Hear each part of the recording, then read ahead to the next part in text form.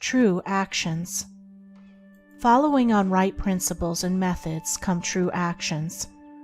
One who is striving to grasp true principles and work with sound methods will soon come to perceive that details of conduct cannot be overlooked, that, indeed, those details are fundamentally distinctive or creative, according to their nature, and are of deep significance and comprehensive importance, and this perception and knowledge of the nature and power of passing actions will gradually open and grow within him as an added vision, a new revelation. As he acquires this insight, his progress will be more rapid, his pathway in life more sure, his days more serene and peaceful. In all things, he will go the true and direct way, unswayed and untroubled by the external forces that play around and about him. Not that he will be indifferent to the welfare and happiness of those about him, that is quite another thing, but he will be indifferent to their opinions, to their ignorance, to their ungoverned passions.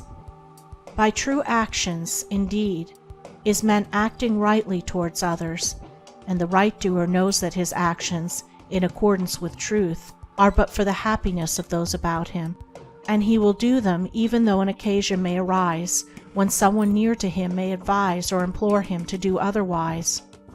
True actions may easily be distinguished from false by all who wish so to distinguish, in order that they may avoid false action and adopt true. As in the material world, we distinguish things by their form, color, size, etc., choosing those things which we require, and putting by those things which are not useful to us.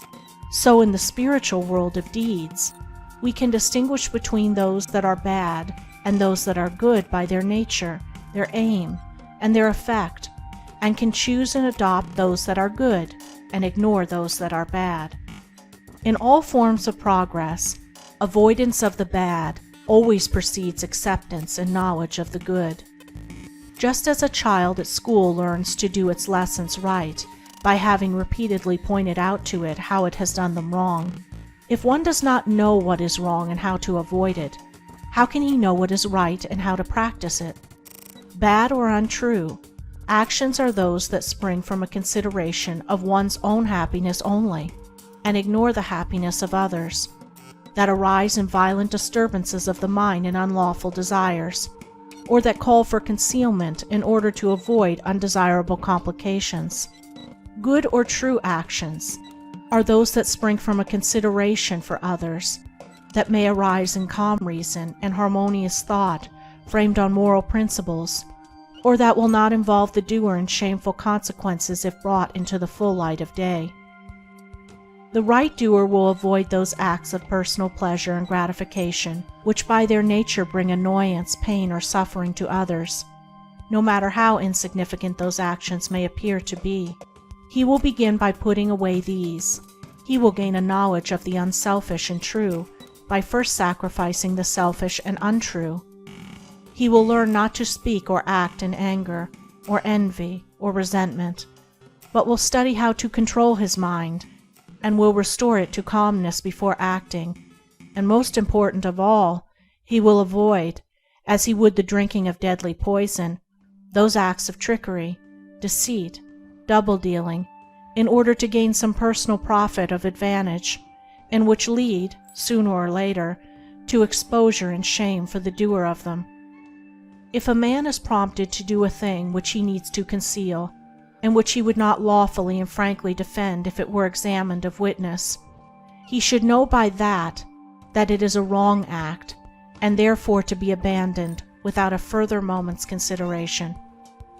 The carrying out of this principle of honesty and sincerity of action, too, will further lead him into such a path of thoughtfulness and right doing as will enable him to avoid doing those things which would involve him in the deceptive practices of other people.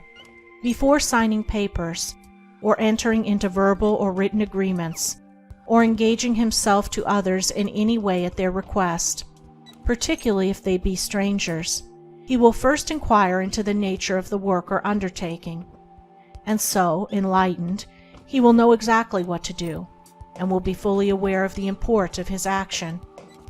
To the right doer, Thoughtlessness is a crime. Thousands of actions done with good intent lead to disastrous consequences because they are acts of thoughtlessness. And it is well said that the way to hell is paved with good intentions. The man of true action is, above all things, thoughtful. Be ye therefore wise as serpents and harmless as doves. The term thoughtlessness covers a wide field in the realm of deeds. It is only by increasing in thoughtfulness that a man can come to understand the nature of actions, and can, thereby, acquire the power of always doing that which is right. It is impossible for a man to be thoughtful and act foolishly. Thoughtfulness embraces wisdom. It is not enough that an action is prompted by a good impulse or intention. It must arise in thoughtful consideration, if it is to be a true action. And the man who wishes to be permanently happy in himself and a power for good to others must concern himself only with true actions. "I did it with the best of intentions" is a poor excuse from one who has thoughtlessly involved himself in the wrongdoing of others. His bitter experience should teach him to act more thoughtfully in the future. True actions can only spring from a true mind, and therefore while a man is learning to distinguish and choose between the false and the true, he is correcting and perfecting his mind, and is thereby rendering it more harmonious and felicitous, more efficient and powerful.